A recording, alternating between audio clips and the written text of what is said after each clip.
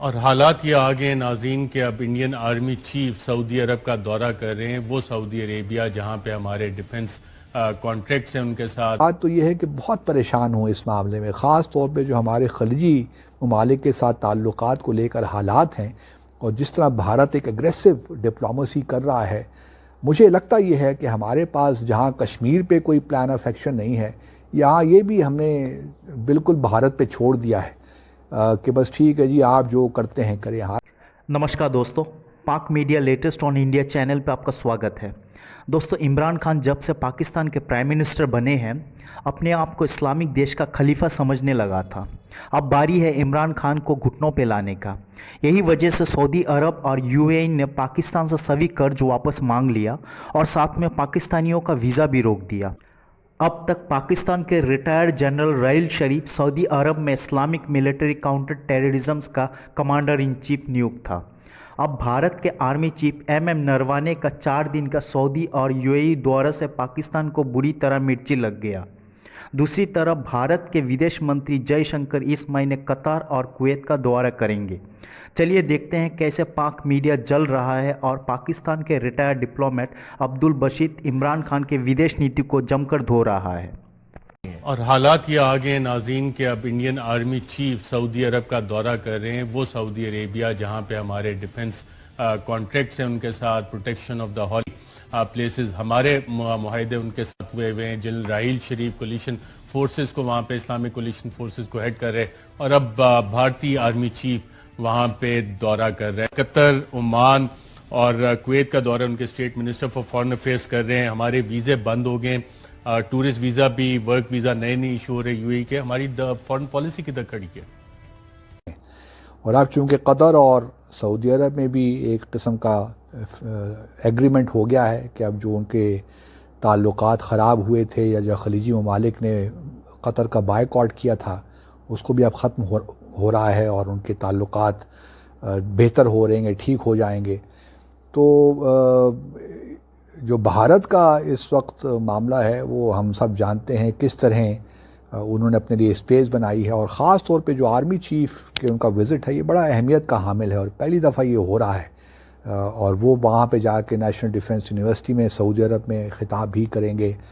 تو اور پھر ڈیفنس کوآپریشن ملٹری ایکسرسائزز کا بھی جائزہ لے رہے ہیں کہ سعودی عرب یو اے ای کے درمیان اور بھارت کے درمیان ملٹری ایکسرسائزز بھی ہوں۔ تو یہ بڑی زبردست میں سمجھتا ہوں کہ بھارت سفارتکاری کر رہا ہے، اس میں ڈپلومیسی بھی ہے، ملٹری ڈپلومیسی بھی ہے، اکنامک ڈپلومیسی بھی ہے۔ انہوں نے اپنے ورکرز کی تعداد وہاں بڑھائی ہے۔ اس وقت تقریباً ناظرین پورے خلیجی ممالک میں تقریباً 9 ملین کے قریب بھارتی وہاں پہ کام کر رہے ہیں، اور ہر سال ان کو 48 بلین ڈالر جو ہے وہ آتا ہے ریمیٹنسز کے طور پہ، 48 بلین ڈالر۔ تو یہ کوئی چھوٹی اماؤنٹ نہیں ہے۔ آپ ذرا غور کیجئے کہ ہمارا جو پورا ہماری ایکسپورٹس ہیں وہ تقریباً 20-21 بلین ڈالر کی ہوتی ہیں۔ تو بھارت نے بڑا میتھوڈیکلی پچھلے 5-6 سالوں میں خلیجی ممالک پہ کام کیا، اور میں بہت عرصے سے کہہ بھی رہا ہوں کہ ہمیں تھوڑا بہت سوچنا چاہیے کہ ہم کیا کر رہے ہیں، ہم کہاں کھڑے ہیں۔ اگر ہمارے یہی رجحانات رہے تو پھر تو اللہ خیر کرے، پھر تو ہم بالکل ہی فارغ ہو گئے خلیجی ممالک سے، حالانکہ ہمارے ان کے ساتھ تعلقات بہت ہی اہمیت کے حامل ہیں۔ کوئی سمجھے نہ سمجھے، لیکن جو لوگ اس تعلق کو اگنور کر رہے ہیں وہ پاکستان کے ساتھ بہت بڑی زیادتی کر رہے ہیں۔ سچی بات تو یہ ہے کہ بہت پریشان ہوں اس معاملے میں، خاص طور پہ جو ہمارے خلیجی ممالک کے ساتھ تعلقات کو لے کر حالات ہیں اور جس طرح بھارت ایک اگریسو ڈپلومیسی کر رہا ہے۔ مجھے لگتا یہ ہے کہ ہمارے پاس جہاں کشمیر پہ کوئی پلان آف ایکشن نہیں ہے، یہاں یہ بھی ہم نے بالکل بھارت پہ چھوڑ دیا ہے کہ بس ٹھیک ہے جی آپ جو کرتے ہیں کریں۔ حالانکہ ہماری ریمیٹنسز وہاں سے آتی ہیں، جتنی بھی ہیں بہرحال 6-7 ارب ڈالر ہمیں مل جاتا ہے خلیجی ممالک سے، تو ہم کیوں اس ایریے کو اس طرح اگنور کر رہے ہیں؟ میری سمجھ سے بالا تر ہے، لیکن میں اب یہ انفرنس ڈرا کرنے میں مجبور ہو گیا ہوں کہ کچھ لوگ ہمارے فیصلہ جو فیصلہ کرنے والے ہیں ان میں کچھ لوگ ایسے شامل ہیں کہ وہ واقعی چاہتے ہیں کہ ہمارے تعلقات ان ممالک کے ساتھ خراب ہوں. پتہ نہیں ان کے ذہنوں میں کیا ہے.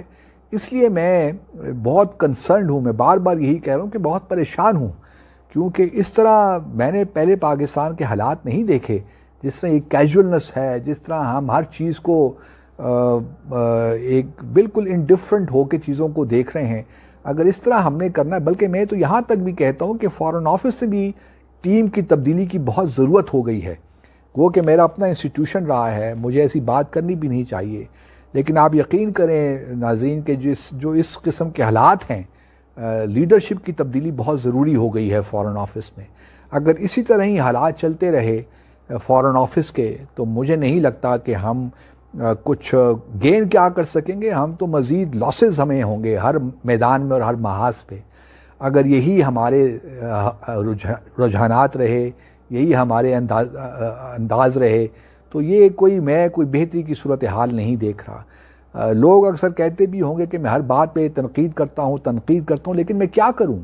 اب آپ کے سامنے خود ہی ہے, دیکھیے نا پچھلے 1 ماہ میں بھارت کی جو آپ ڈپلومیسی دیکھیے خلیجی ممالک کے ساتھ, تو بندہ حیران ہو جاتا ہے. اور ہم لوگ صرف ٹیلی فون گھماتے ہیں, بات کر لیتے ہیں, اور لمبا سا پریس ریلیز ایشو ہو جاتا ہے کہ ہم نے جی بات ہو گئی, یہ ہو گئی, وہ ہو گئی.